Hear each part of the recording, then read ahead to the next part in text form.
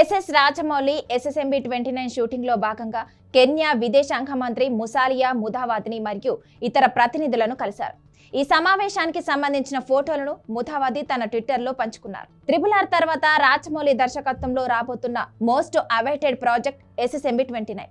తొలిసారి రాజమౌళి మహేష్ బాబు కాంబినేషన్ లో తెరకెక్కుతున్న ఈ ప్రాజెక్ట్ భారీ అంచనాలు నెలకొన్నాయి. రాజమౌళి కూడా ఈ సినిమాను ఇంటర్నేషనల్ స్థాయిలో తెరకెక్కించే ప్లాన్ లో ఉన్నారు. హాలీవుడ్ చిత్రం ఇండియానా జోన్స్ తరహాలో ఇది ఉంటుందని వార్తలు వస్తున్నాయి.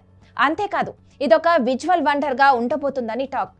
ఇందుకోసం రాజమౌళి చిత్ర బృందం దేశ విదేశాల్లోని అందమైన లొకేషన్స్ ని షూటింగ్ కోసం ఎంపిక చేసుకుంటున్నారు. ఇటీవలే ఈస్ట్ ఆఫ్రికాలోని కెన్యాలో కొన్ని కీలక సన్నివేశాలకు సంబంధించిన షూటింగ్ పూర్తి చేశారు. ఈ సందర్భంగా డైరెక్టర్ రాజమౌళి కెన్యా విదేశాంగ మంత్రి ముసాలియా ముదవాడిని మర్యాదపూర్వకంగా కలిశారు.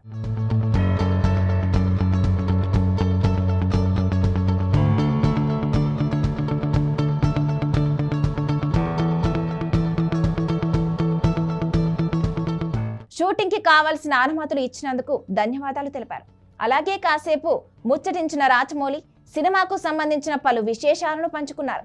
ఈ సమావేశానికి సంబంధించిన ఫోటోలను మంత్రి ముదావాతి తన ట్విట్టర్లో పంచుకున్నారు. కెన్యాలోని సుందరమైన ప్రదేశాలను తన చిత్రం ద్వారా ప్రపంచానికి పరిచయం చేస్తున్నందుకు కృతజ్ఞతలు తెలిపారు.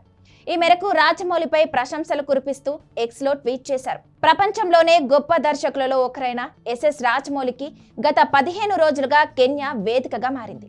భారతీయ దర్శకుడిగా, కథకుడిగా, రచయితగా ఆయన సినిమాలు ప్రపంచవ్యాప్తంగా ప్రేక్షకులను ఆకట్టుకుంటున్నాయి. 20 ఏళ్లకు పైగా సినీ కెరీర్లో రాజమౌళి బలమైన కథాంశాలు, అద్భుతమైన విజువల్స్, లోతైన అంశాలతో సినిమాలు తీయడంలో పేరు పొందారు. తూర్పు ఆఫ్రికాలోని చాలా ప్రాంతాలను పరిశీలించిన తర్వాత 120 మంది సభ్యులతో కూడిన రాజమౌళి టీం కెన్యాను ఎంచుకుంది. ఆఫ్రికాలో చిత్రీకరించాల్సిన సన్నివేశాల్లో దాదాపు 95% షూటింగ్ ఇక్కడే చేశారు. ముసాయి మారా మైదానాల నుంచి సుందరమైన నైవాషా, సంబూరు, అంపోసెలి వంటి కెన్యా అందమైన ప్రాంతాలు ఇప్పుడు ఆసియాలోనే అతిపెద్ద సినిమాలో భాగం కానున్నాయి. రాజమౌళి ఎస్ఎస్ఎంబి 29 దాదాపు 120 దేశాల్లో విడుదల కానుంది.